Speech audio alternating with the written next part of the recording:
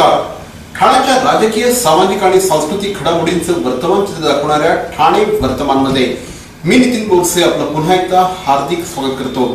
सादर करीत आहोत आजच्या ठळक बातम्या. दहीहंडीच्या उत्सवाला अवघे 4 दिवस शिल्लक राहिलेले असताना दहीहंडीच्या आघाडीवर सर्वत्र सामसूम दिसून येत आहे. न्यायालयामध्ये राज्य सरकारने योग्य पद्धतीने भूमिका मांडली नाही असा आरोप आमदार जितेंद्र आव्हाड यांनी केला आहे.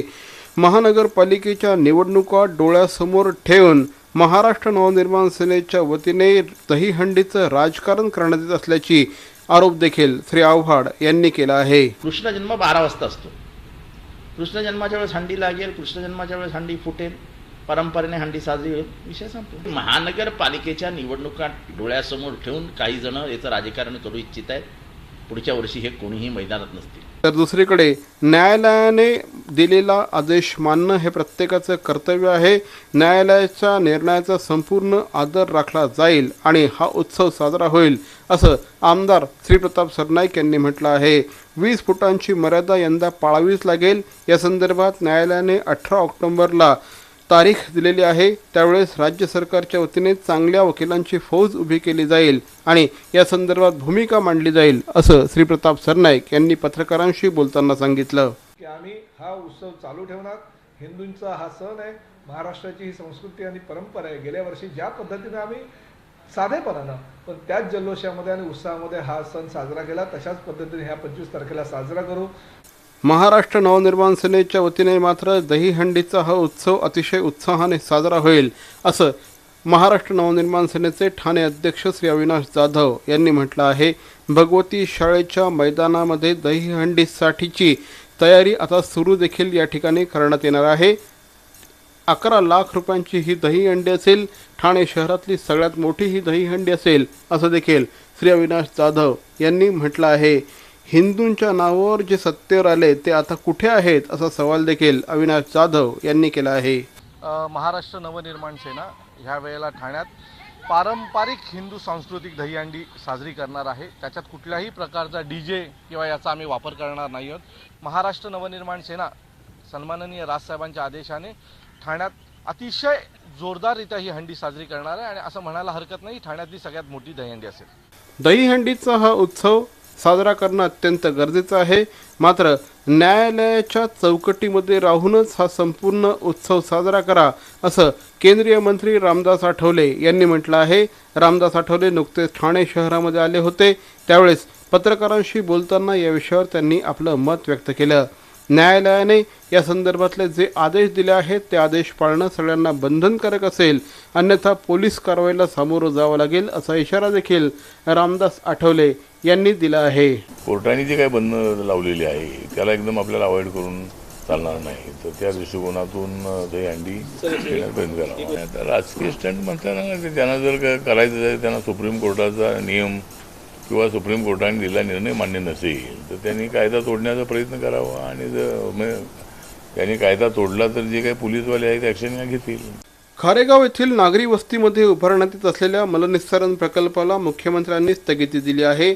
या प्रकल्पामुळे नागरिकांना त्रास होणार असल्याने या प्रकल्पाच्या उभारणीत अनियमितता असल्याने हा प्रकल्प रद्द करावा अशी मागणी राष्ट्रवादी काँग्रेसच्या वतीने मुख्यमंत्र्यांकडे करण्यात आली होती. मुख्यमंत्र्यांनी राष्ट्रवादीच्या मागणीवर तात्काळ निर्णय देत हा प्रकल्प आता रद्द करण्याचं ठरवलं आहे. या संदर्भात राष्ट्रवादी काँग्रेसचे ठाणे शहर अध्यक्ष आनंद परांजपे यांनी मुख्यमंत्र्यांचे आभार मानले आहेत.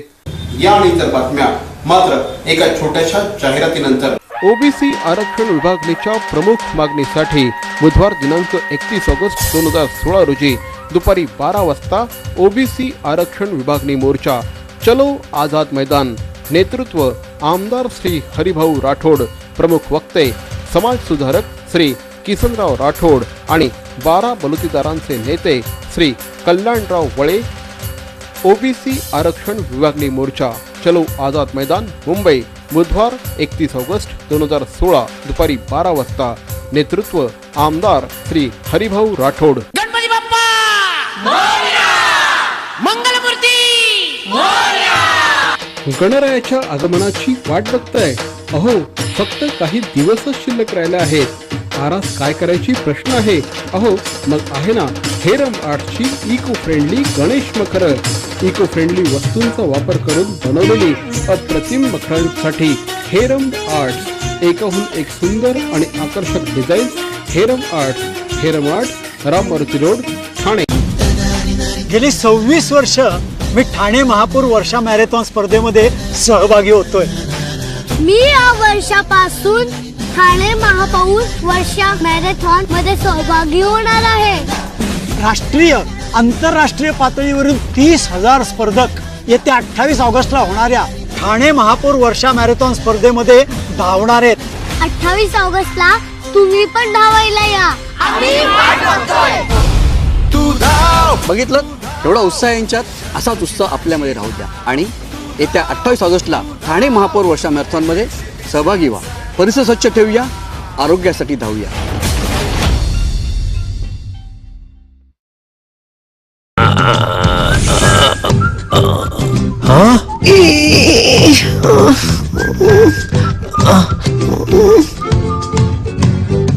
To do the DTH recharge immediately, just click on TJSP Smart Money. Enter your MPIN. Go to Merchant Payment. Select DTH Recharge, Service Provider, your account number, the money you want to transfer. Select your account, enter transaction PIN, and it's transferred.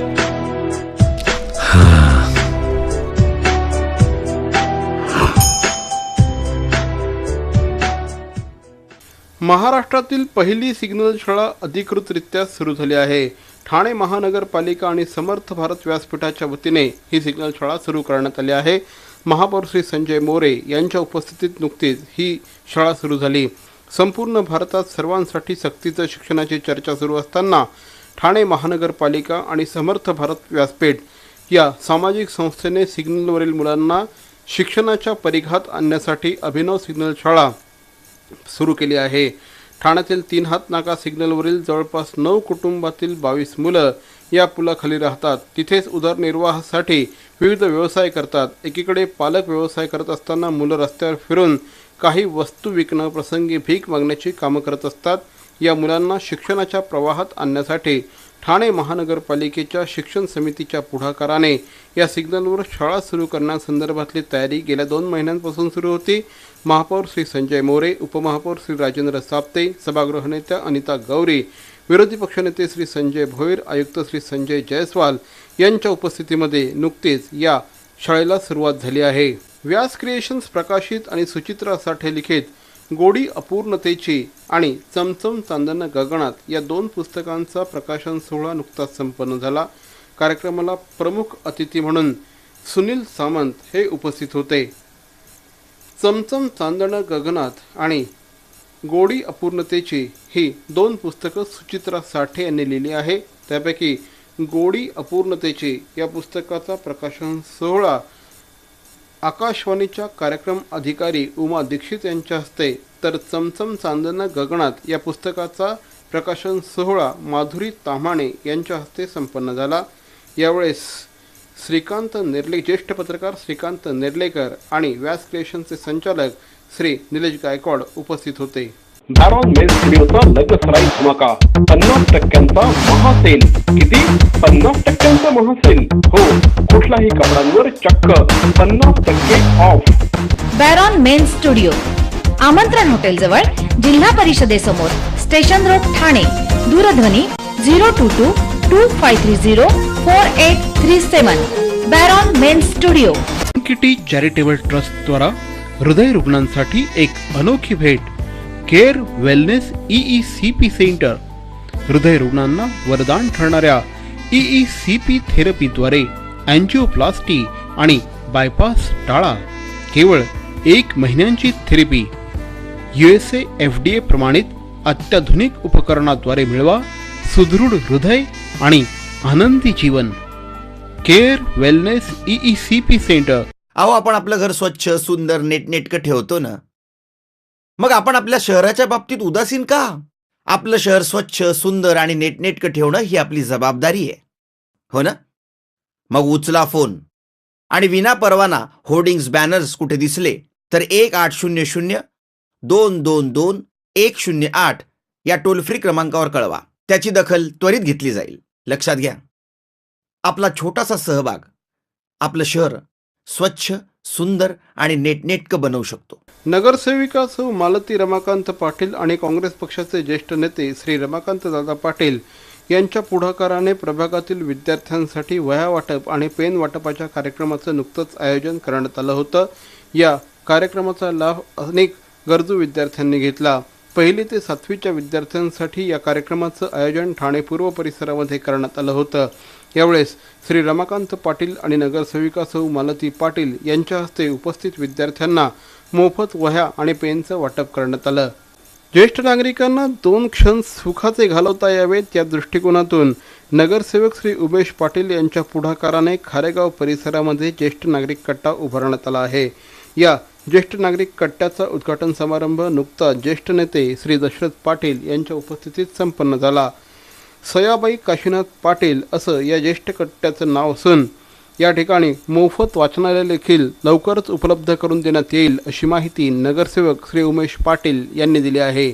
आणि या ठिकाणी वृत्तपत्र वाचनालय पण सुरू करण्यात येणार आहे. ते उद्या किंवा परवापासून सुरू करण्यात येईल आणि आपलं मला स्वतःला वाटतं यास जास्त भागातून जास्त कामं कसं होईल आणि जनतेच्या काय अपेक्षा या पण विचारून घेतल्या पाहिजे आणि त्याचं काम पूर्ण त्याबद्दल सर्वांचा आभार आहे. पण या परिसरामध्ये सुविधा देणं आवश्यक आहे, परंतु ज्येष्ठ नागरिकांकरता एक सयाबाई काशीनाथ पाटील कट्टा बांधण्यात आला. सन्माननीय नगरसेवक उमेश पाटील यांच्या नगरसेवक निधीतून या ठिकाणी वर्तमानपत्र ठेवण्यात येतील आणि सकाळ संध्याकाळी या ठिकाणी ज्येष्ठ नागरिकांना तर विरंगुळा तर होईल पण एक वाचनाचा आनंदही मिळेल. तर मंडळी, या होत्या आजच्या ठळक बातम्या.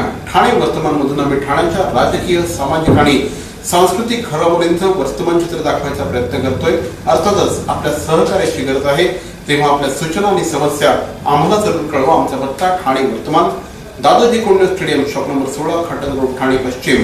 दूरध्वनी क्रमांक 9820939420. तर मग पुन्हा भेटू उद्या याच वेळी याच ठिकाणी ठाणे वर्तमानमध्ये. तोपर्यंत धन्यवाद. जय हिंद, जय महाराष्ट्र.